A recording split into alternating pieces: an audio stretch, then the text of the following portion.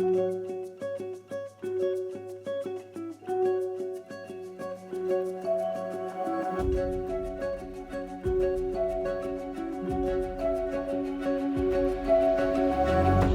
friends, welcome to your third highlight reel called The End and the Beginning. Now it's called that because we are talking about the end of the Old Covenant and the beginning of the New Covenant, the transition between the covenants. And the concept of covenant becomes very important. We'll talk more about that. But it's also called The End and the Beginning because you've just read the last chapter of the first section of the book and the first chapter of the second section of the book. Hope that's making sense. You'll notice the end of religion is divided into three sections. We've just finished the beginning of the end, section 1. Section 2, we've just started a scandalous life. And this second section now, in the weeks ahead, move into a more deeper dive into the historical, day in and day out, example and teachings of Jesus. And I think it's important that we put Jesus in his place, so to speak. We look at Jesus in his first century Jewish context, and we thoroughly understand what is happening there and then, so that in the third section of the book, and the irreligious implications, we can say, what are the implications for here and now? But before we get to the application, how do we apply this here and now? We've got to understand Jesus there and then. And so I hope over this next couple of sessions, you'll have the patience and the excitement to just dig into Jesus within his context. When we talk about Jesus, who are we talking about? This historical figure named Jesus. In Hebrew or Aramaic, we might say Yeshua. And Yeshua in English is actually Joshua, and not Jesus. We pronounce it Jesus actually just to help us identify which Joshua we're talking about, because there's another Joshua in the Bible, more than one, but there's a primary Joshua in the Old Testament who is the successor to Moses. You know the story of Israel being slaves in Egypt, and then through Moses, God delivers them out of Egypt, you know, the 10 Commandments and the plagues. And all right, he leads them out of Egypt and into the wilderness where they wander for 40 years, but they still don't have a home. It is Moses' successor, Joshua, who then leads them into the promised land, into Canaan, which is filled with Canaanites, the people who already live there. Well, now what's going to happen? Well, Joshua is the military leader who leads Israel into their own home and helps them find a sense of place and peace through violence, through conquering the enemy. Well, that was hundreds of years earlier. Now, at the time of Jesus, Israel now lives in the promised land, but they have been invaded by Rome. There's a new enemy. And they would like, once again, for a new Joshua to come along. And just as he helped them slaughter the Canaanites, they would like him to help them slaughter the Romans, or at least drive them out of their land. And so in the first century, we find out that many parents were naming their sons Joshua, Yeshua. They were hoping maybe our son will be the one to lead this revolt against the Romans. And so it's no accident that Jesus was named Joshua. And I think it's very telling. And it sets us up for seeing something beautiful. Jesus redeems rather than rejects the whole narrative of Joshua, and he changes it so that as the new Joshua, he does lead God's people into battle. But now it's not battle against a certain ethnic group or a certain militaristic enemy.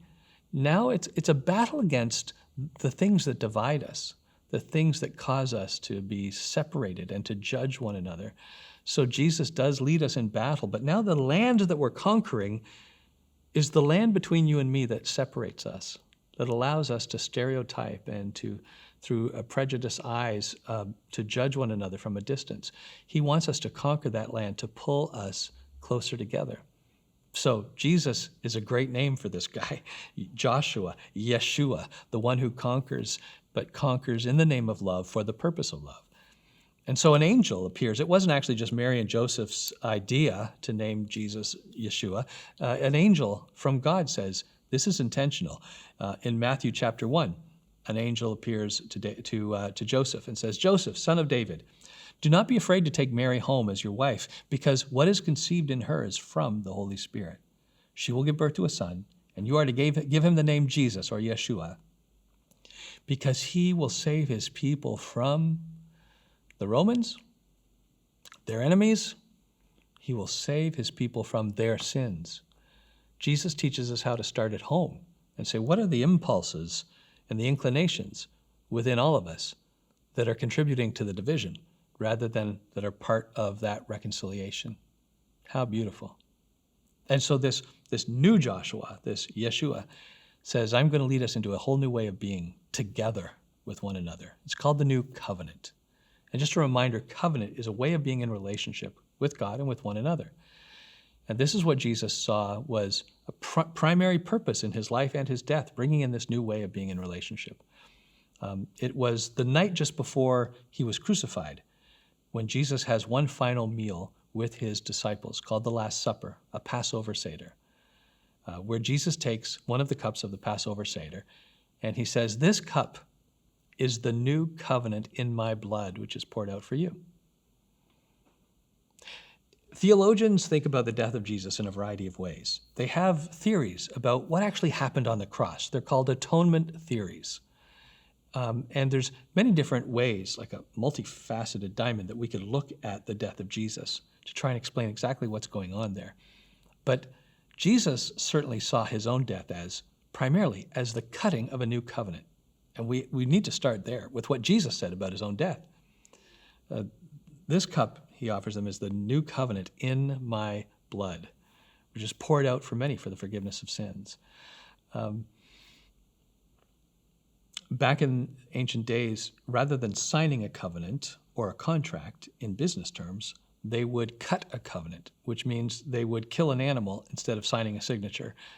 Most people would be illiterate, and so they had to find a way of saying, I really mean this. I really take this seriously. So they would sacrifice an animal.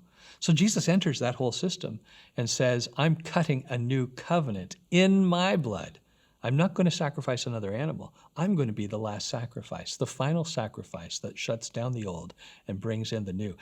The layers of irony and profundity go deep, so that the religious leaders representing the religious establishment, representing the old covenant, they're the ones who call for the death of Jesus. But ironically, irony upon irony, they're calling for the death of the one who will cut the new covenant that actually ends the old covenant, which is what they're fighting for. Jesus ushers in then the new covenant through his death. The Apostle Paul says in 2 Corinthians, he says, he has made us competent ministers of a new covenant. We're all called to be ministers, people who carry this message forward of a new way of being in relationship with God and with one another. Not of the letter, but of the Spirit. For the letter kills, but the Spirit gives life. Don't try and go back into the old way of the rules, regulations, rituals, and routines of the letter of the law. It was for a time, but now God's moved on. The letter kills, but the Spirit gives life. So this week in your reading in chapter 7 and 8, you've read about the difference between the old and the new covenants. You've read about the planned obsolescence baked into the old covenant. The scandal of particularity, the fact that if God is going to become one of us in a given historical context, he's going to be a this and not a that, because that's what human beings are. We are thises and not that's. That's why Jesus is male and not female, why he is Jewish and not Irish, why he is first century and not 21st century. God is everywhere at all times, but human beings are not. And so as God becomes human in Christ, he enters into a particular form of human expression. And then he, from that point of particularity, opens the message opens the message to the world, to all people in all places of all times. We've asked the question in the reading, was Jesus anti-Semitic? And we've said no more than any other Old Testament prophet or Hebrew prophet who is rebuking the people of Israel for their hypocrisy and challenging them. But that doesn't mean he's anti-Semitic. Jesus himself, of course, is Jewish, and his first followers were all Jewish. This is an in-house debate. But it's important that we do nail this down, especially for the readings going forward, because Jesus is very hard on the Jewish religion of his day, not because it's Jewish, but because it's religious, because it has fallen in love with the rules, regulations, rituals, and routines, and is not open to hearing a message about the heart. And we can't soften that message. We want to lean into that so that we can get the transferable rebuke and apply it to our lives today. So we are going to be studying the harsh rebuke of Jesus towards the Jewish religion of the first century, so that we can understand how we can apply that to the Christian religion of the 21st century, and indeed every religion of all time. Some people have said, well, Jesus was so harsh on the Jewish religious leaders of his day, and that has been hijacked by dark phases of the Christian church to lead toward anti-Semitism, absolutely. And so their response to that is to say, no, Jesus was just a gentle reformer. He's just reforming the Jewish religion, but he's certainly not rebuking it as harshly as we. No, that's not the way either. We're going to miss out on the rebuke that we can apply to us. Rather, we stare into it and we understand why Jesus is so hard on the Jewish religious leaders of his day. It's not because they're Jewish. We're looking then at the weeks ahead at how Jesus brings about a transformation in the area of Torah, the law, tradition built on the law, tribalism, the ethnic division that can often happen, how Jesus makes us all one, on territory, that sense of land, of the holy land and holy space that must be fought for, and also on temple, the idea that there's no special holy place we go to get close to God, but that God has come to us and we become the temple organically and relationally. Some great stuff ahead. Last thing before we wrap up. Sometimes I'm asked the question, yeah, but Bruxy, did this Jesus even exist? I mean, did he even exist? I find that really interesting because one of the things we can usually agree on is that whoever came up with these ideas had to exist. Ideas don't float around independently formed and then just seep into human history. Ideas come from minds, and minds belong to people. So whoever came up with these ideas had to exist. We have 4 first-century Gospels, Matthew, Mark, Luke, and John, and while they have different perspectives on a singular event, they are obviously recording on one source of thinking, and that source, that person, would have been first century. These are all written within the first century, would be thoroughly Jewish, because they're steeped in a Jewish perspective. So there's a first century Jew who existed and who came up with this stuff. Let's give that person a name. That's who we're talking about. And sometimes some people say, well, how do you know his name was Jesus? I say, okay, well, we can call him Bob. We'll call this the what about Bob theory. Do you believe Bob existed? The source of this content, this way of thinking. He had to exist in the first century. So Bob existed. But then I also want to point out that it's probably unlikely that any first century Jew is called Bob.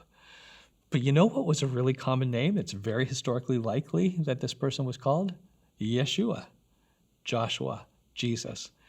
That's just quite likely. So now we've shifted the conversation. Did Jesus exist? He had to exist. The one who came up with this irreligious message had to exist because the message exists in the first century in Israel.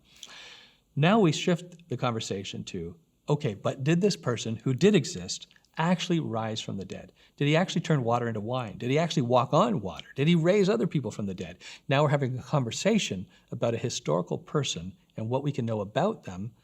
And we'll talk later in these sessions about why I believe that the answer is yes to all of the above, that this historical person actually worked all those miracles. But at least we should agree.